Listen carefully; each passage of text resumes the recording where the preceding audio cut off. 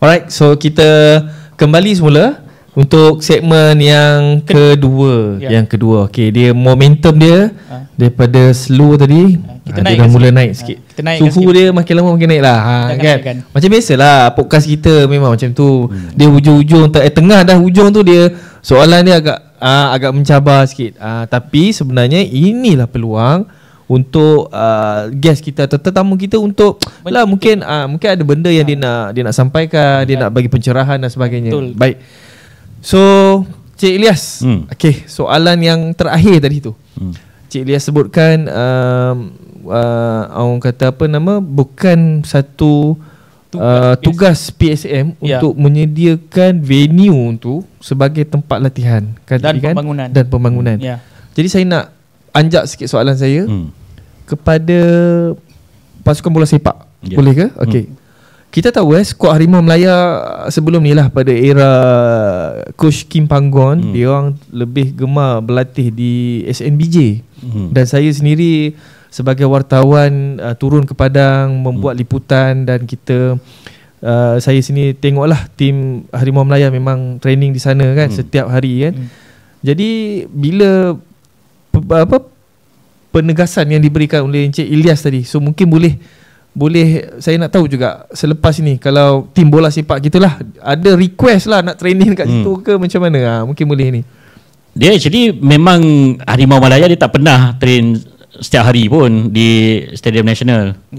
So apabila nampak ada orang buat latihan tu, selalunya apabila ada satu perlawanan besar ataupun perlawanan peringkat antarabangsa sanctioned by FIFA dan sebagainya, dan kalender FIFA, betul, kita akan slotkan satu training sebelum perlawanan. So maksudnya beberapa hari sebelum perlawanan tu kita akan slotkan satu training untuk tim home dan satu training untuk tim away. So saya ingat bila you nampak ada latihan tu daripada slot yang tu lah. Tak ada stadium utama ataupun stadium nasional di dunia ni yang digunakan untuk latihan secara harian. Kalau kita pergi ke UK, kalau Wembley pun dia tak buat latihan secara harian, sebab stadium nasional ni memang disediakan untuk perlawanan utama, perlawanan besar yang akan dijalankan. Sebab rate kita mahal. Kalau dia nak buat latihan, dia takkan mampu nak bayar.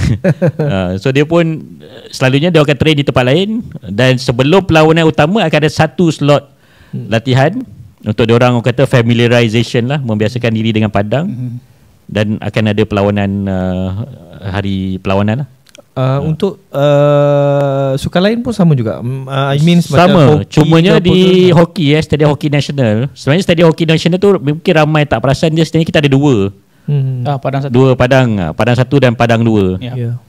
So Padang satu adalah stadium utama, dan memang kita tak galakkan untuk membuat latihan di Padang satu lah. Sebab kita kena jaga kualiti turf, kita kena jaga kualiti stadium tu untuk perlawanan-perlawanan ataupun kejohanan utama. So kita allow MHC, Malaysia Hockey Confederation, untuk membuat latihan di Padang 2. Sekali-sekala kita bagilah Padang 1 juga. So banyak keperluan lah untuk latihan ni. Dia sama macam badminton juga. Badminton bila dia buat latihan, dia akan latih di Akademi Badminton. Apabila kejohanan Malaysia Open, Malaysia Masters akan berlangsung di Axiata Arena. Menyentuh tentang kata kos Padang tu sendiri, mungkin boleh, kalau ada kesudian, untuk bagi tahu berapa charge yang dikenakan untuk penggunaan padang di SNBJ tu, Encik Ilyas, dan kenapa kos itu adalah kos dia, apa pencerahan ataupun pecahan-pecahan dia.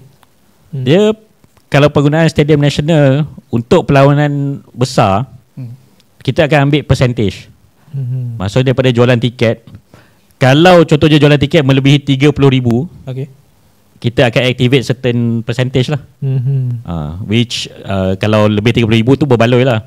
Kalau datang kurang daripada 30,000, kita akan dapat fix amount yang di mana amountnya tak banyak lah. So apabila itu kita galakkan, apabila perlawanan Harimau Malaya, kita galakkan kepada penyokong-penyokong untuk turun. Dapatkan 30,000 tu, barulah kita akan dapat nilai yang untuk kita nak maintain padang tu kan. So kalau di bawah 30,000, nilai yang kita dapat tu tak boleh cover duit elektrik pun. Oh, I see. Tu pasal keadaan tu maksudnya kita kena subsidize lah. Okay, macam sekarang ni kan menjelang final Piala Malaysia ni, sekarang kan tengah kecoh. Jualan tiket tidak memberansangkan, sedangkan final lagi 2-3-4 hari lah kan. So yelah, bila tak capai 30,000 tu, apa yang macam mana tu? Jadi kalau final Piala Malaysia, final FA Cup memang akan lebih lah. Confirm lebih. Tapi kalau ikut trend sekarang ni nampak macam tak memberansangkan. Dia bukan tak memberansangkan, dia tak sebanyak tahun-tahun sebelum ni lah.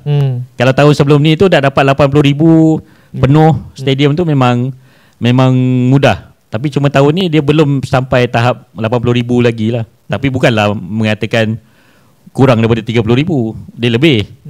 Tapi belum sampai level maksimum 80,000 lagi. Okay. Jadi mungkin saya boleh andaikan lah, betul kan kalau saya salah. Selain daripada stadium ataupun venue-venue yang berada di KL Sports City, Bukit Kiara dan kompleks Jalan Tun Razak tu sendiri, bukan hanya untuk sukan semata-mata, tapi nak mahu atau tidak, selain daripada sukan itu diperlukan juga untuk menampung apa yang diperlukan untuk pengurusan dan maintenance venue tu sendiri. Jadi apa yang nak saya tanya?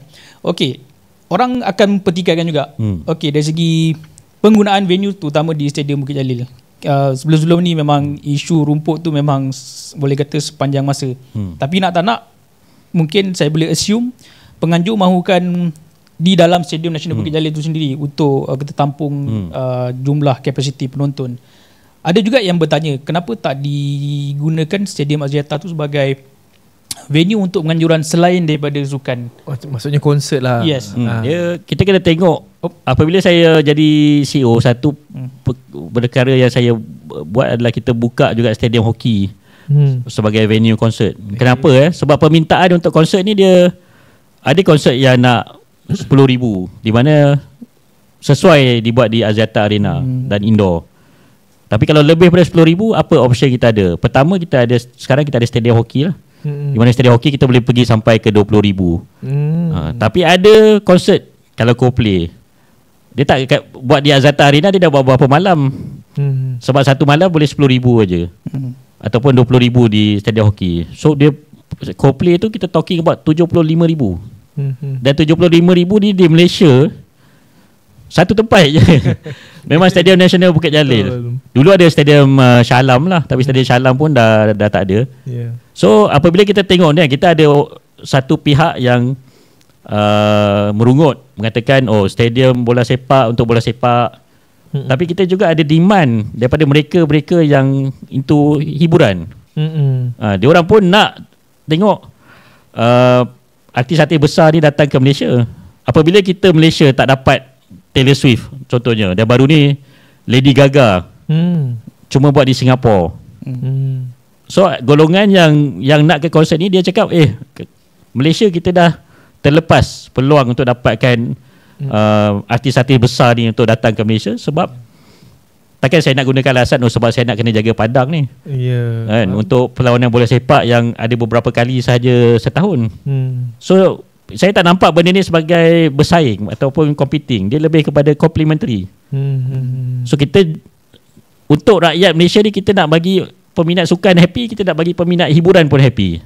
So kita cuba manage supaya kedua-duanya pun dapat kegembiraan dan keseronokan apa yang dia nak lah. So cabarannya adalah pada kami.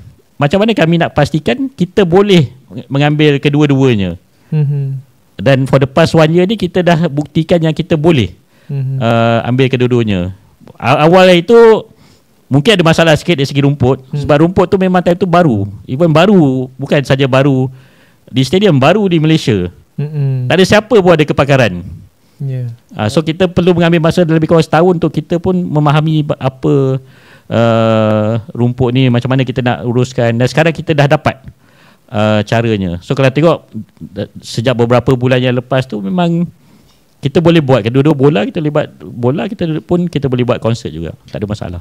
Cik Ilyas, boleh tahu ke kalau boleh review lah antara kos penganjuran contoh bola sepak satu perlawanan dengan satu konsert, mana yang lebih menguntungkan sebenarnya? Konsert lah, definitely konsert lah. Sebab saya cakap bola sepak harga paling mahal kalau Malaysia, Harimau Malaya punya game, paling mahal tiket RM200. Tiket konsert sekarang boleh sampai RM1,300. So dia bergantung pada keadaan. Hasil yang kami dapat daripada konsert tu boleh kau kata 20 kali ganda lebih banyak daripada hasil lepas kami terima daripada bola. Tapi kalau bola, kalau final Piala Malaysia, final FA Cup ni, Manchester United datang ni, memang dapat banyak lah. Tapi kalau bola macam Harimau Malaya lawan, contohnya lawan itu di SSI lawan Nepal, kalau crowd 2-3 ribu orang, memang keuntungan yang kita dapat dari konsert ni akan subsidize kos untuk kami menganjurkan bola tu lah. Jadi orang kata mahu atau tidak, kita perlu terima hakikat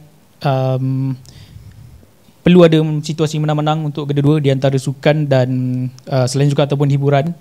And then pada masa sama mungkin ada juga yang mula mempersoalkan sebelum ni di Stadium Bukit Jalil, pilar lampu tu ada tertulis Stadium Home of Harimau Malaya. Tapi senario sekarang ni di bawah teraju yang baru Harimau Malaya, mungkin Stadium Nasional Bukit Jalil ni mungkin bukan satu pilihan utama sebagai yang kata home of venue.